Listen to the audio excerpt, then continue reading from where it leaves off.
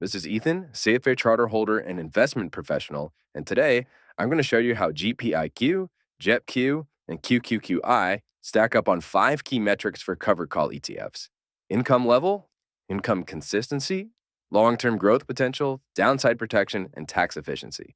Let's dive in. At the most basic level, all of these are covered call ETFs based on the NASDAQ 100.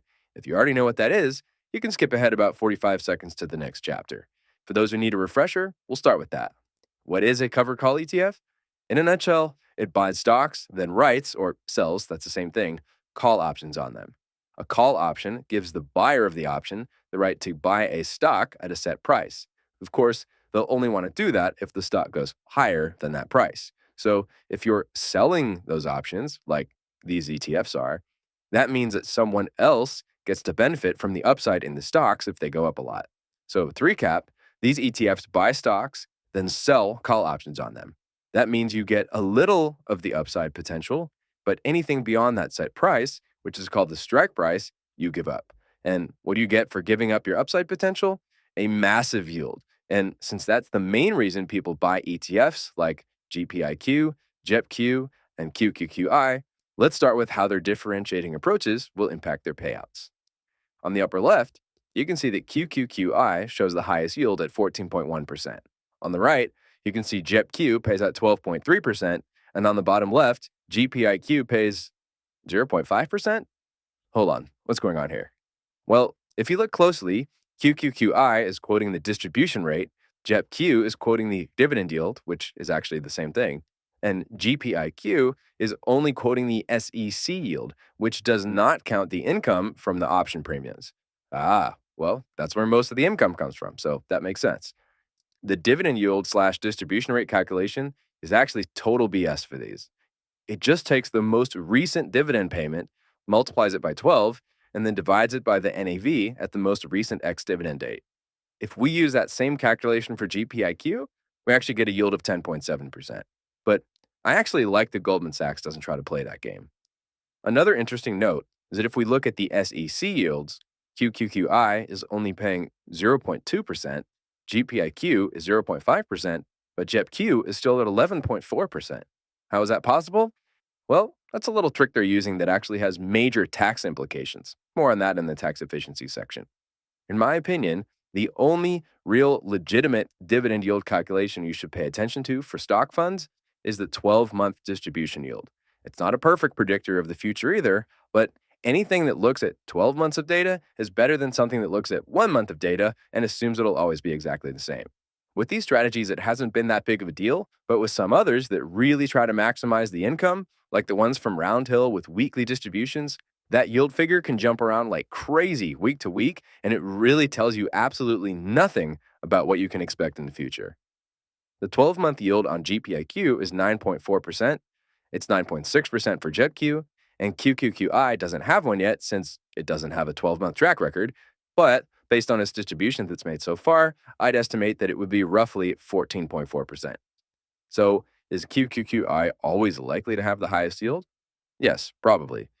QQQI is based on the NASDAQ 100 and writes options on up to 100% of the portfolio, slightly out of the money, to generate a consistent monthly income.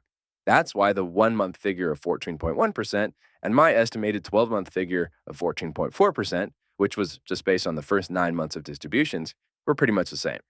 Now, when I hear up to 100%, that tells me absolutely nothing because it could literally be anywhere between 0 and 100%. So here's how I come up with the estimates that you see here of options 1 to 4% out of the money and on 75 to 90% of the portfolio. First, I downloaded a file of QQQI's current holdings, which shows they currently have 208 NDX, that's NASDAQ 100, option contracts sold. Each options contract is worth 100 shares, so to speak, and the current price of the NASDAQ is about 20,000. So the notional value, which is the value of the underlying asset that's covered by the options, is about $416 million. Right now, there are $555 million of assets in the fund. So the option contracts represent about 75% of the value of the assets. I saw another review that someone else did back in July, and that estimated them at about 76% of the assets. And QQQI's cousin, SPYI, generally writes them on 75 to 90% of the assets. So I think that's also probably a reasonable range to expect here. Recently, the NASDAQ has been very volatile, so they probably don't need to write options on as much of the portfolio.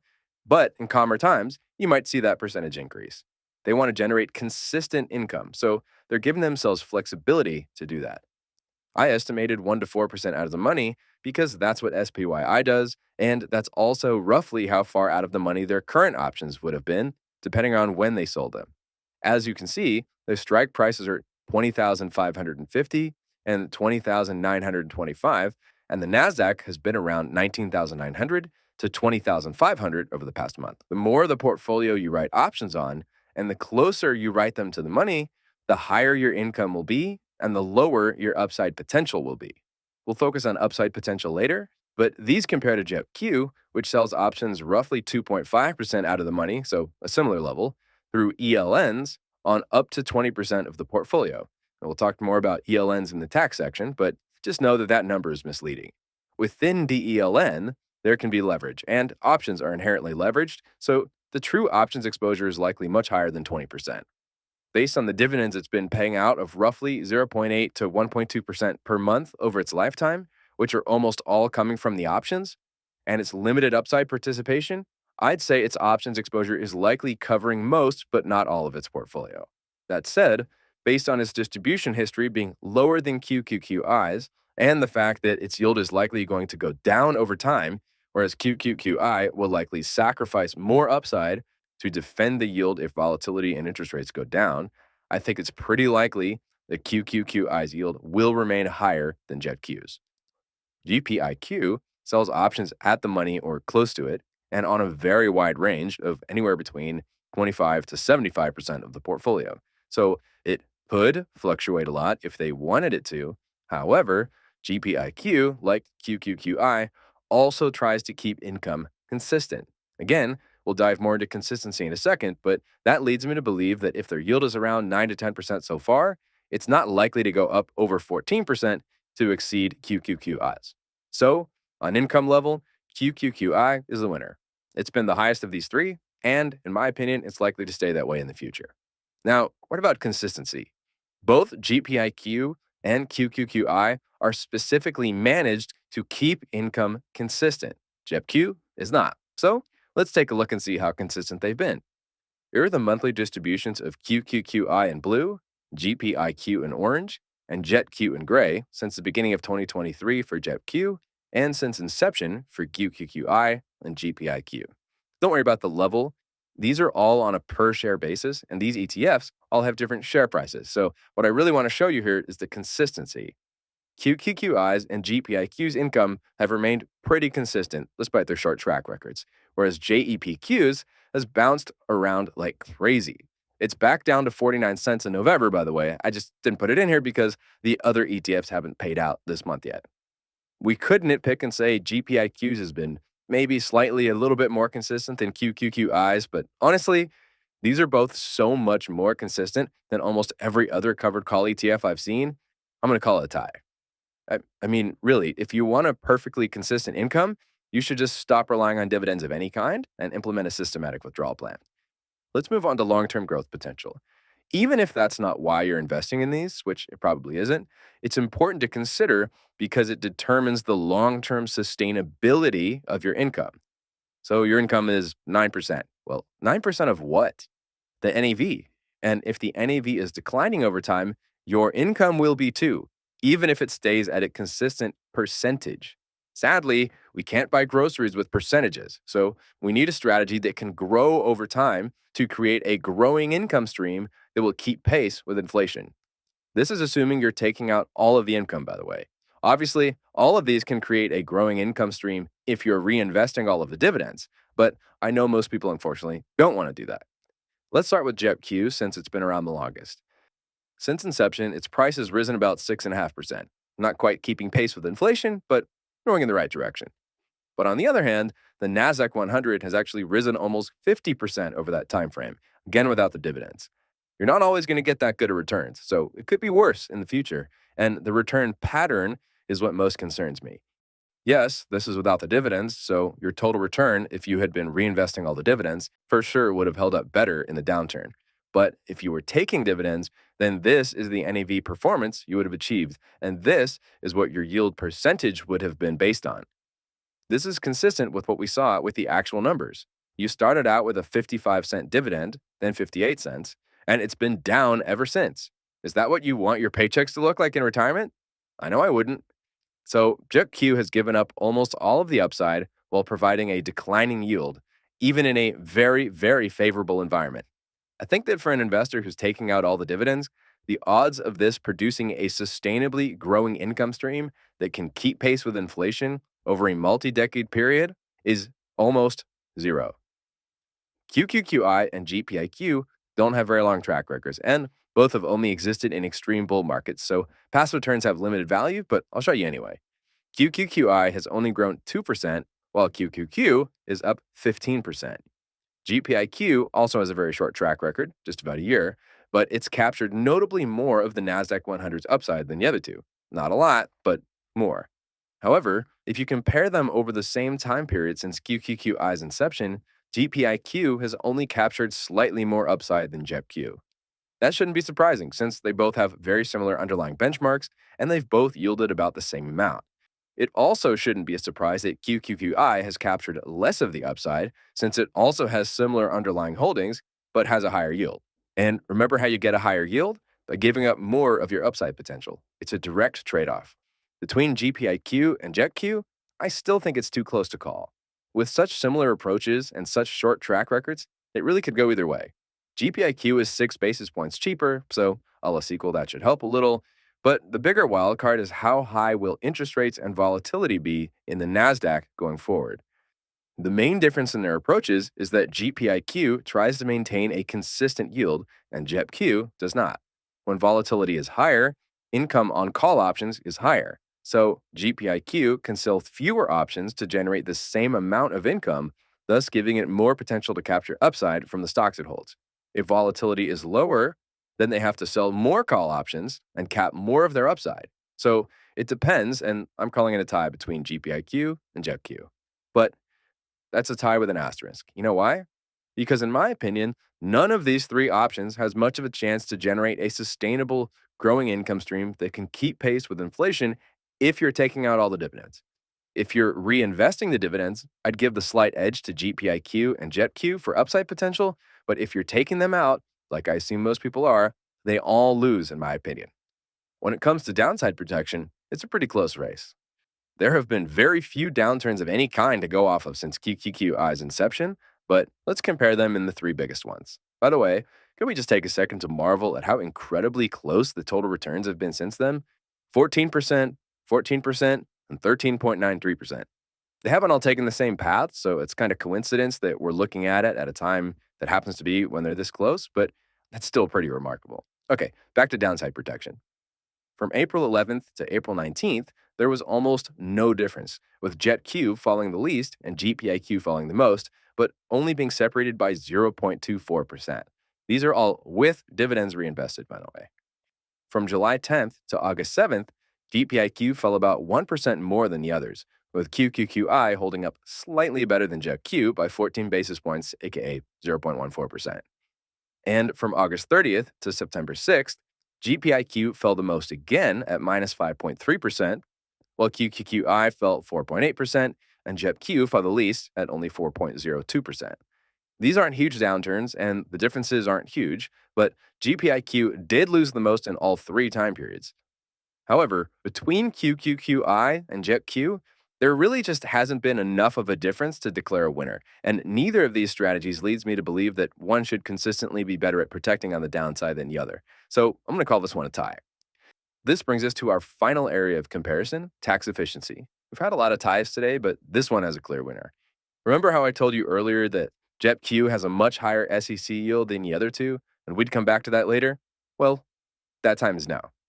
Since JEPQ does not write cover calls directly, they do it through equity-linked notes, all of the option income is taxed as ordinary income, meaning a higher rate than dividends or long-term capital gains for most people. Why would they do that? Probably because it allows them to show their option income in their SEC yield. So Optically, it lets them show a higher SEC yield, but it actually leads to a lower after tax return for shareholders. GPIQ also doesn't really do anything to boost tax efficiency. They sell options on index linked products like ETFs, which makes their income taxable at the ordinary income rate if they're held for under 1 year, which, of course, pretty much all of them are. Of the three, QQQI is the only one that is truly managed for tax efficiency. They do this in three ways: buying individual stocks, selling calls on the NASDAQ 100 index, and active tax management. Only a small portion of the income comes from the dividends on the stocks, but for the most part, these are qualified dividends, which are taxed at a maximum rate of 20%, and really only 15% for most people and 0% for some. As I'm creating this video, some politicians want to change that next year, but at least in 2024, that's the case, and you can always go to the IRS website to find the current rates, no matter when you're watching this video. The second part is selling options against an index. That may seem like every covered call ETF is doing that, but they're not.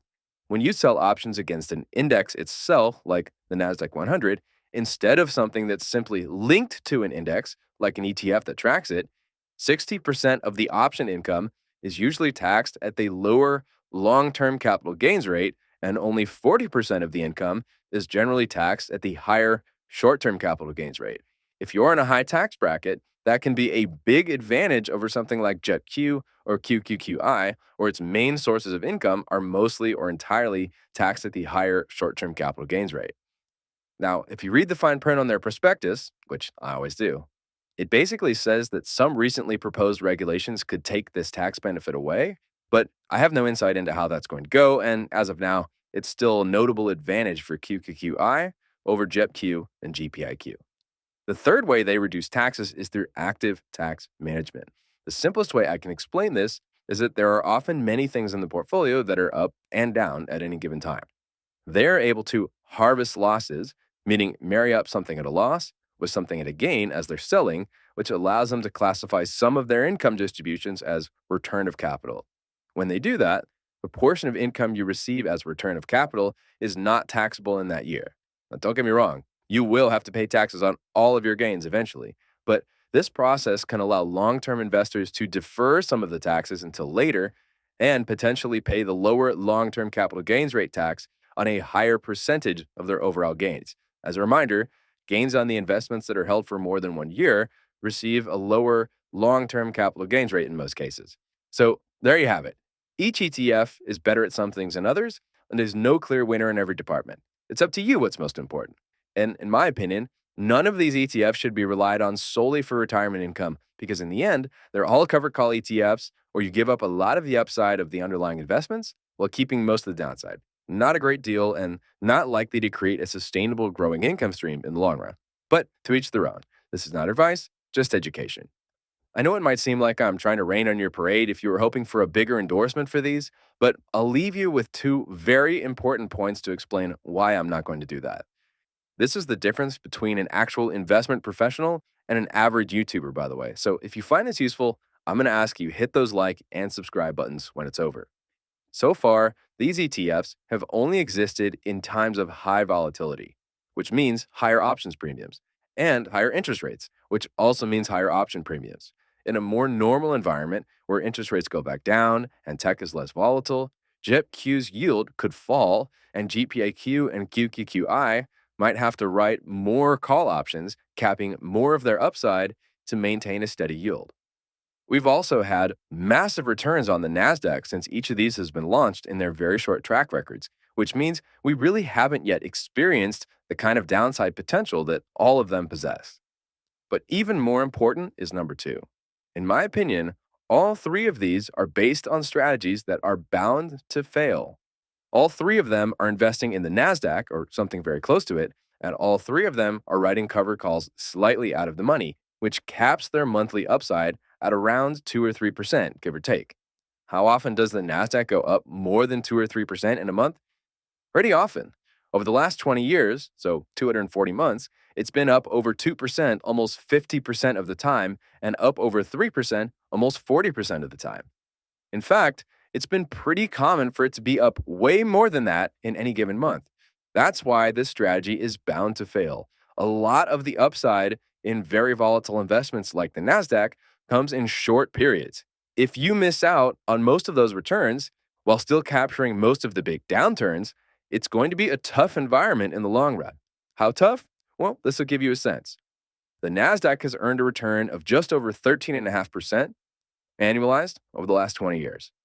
If you'd missed out on all the gains over 3% in any given month, you actually would have lost over 1% per year over that time frame, the last 20 years. And if you'd missed out on the monthly gains over 2% in any given month, you would have lost over 6% per year annualized, roughly 2/3 of your money. And that's in a very good environment for the NASDAQ. So if you were getting dividends around what these ETFs have been getting and reinvesting them, you'd be fine. But if you had been taking out the income, it's very likely that you would be down right now and maybe down by a lot. That means your income would be too. Not a good 20-year retirement plan. The past isn't a perfect predictor of the future, and there are many variables that can change, like doing covered calls on 70% of the portfolio instead of 100%. I get that. But conceptually, this is why I would never touch any of these ETFs with a 10-foot pole. I know they look good now in the short term with their cute little 1 or 2 year track records, but I think in the long run, they're just not that likely to work out the way people hope. I hope you found this video helpful, and if you did, hit the like button, hit the subscribe button, and leave a comment with what you'd like us to cover next. And if you'd like to connect directly with my partner Kyle and I, you can join our Discord through the link in the description below. We'll look forward to seeing you in the next video.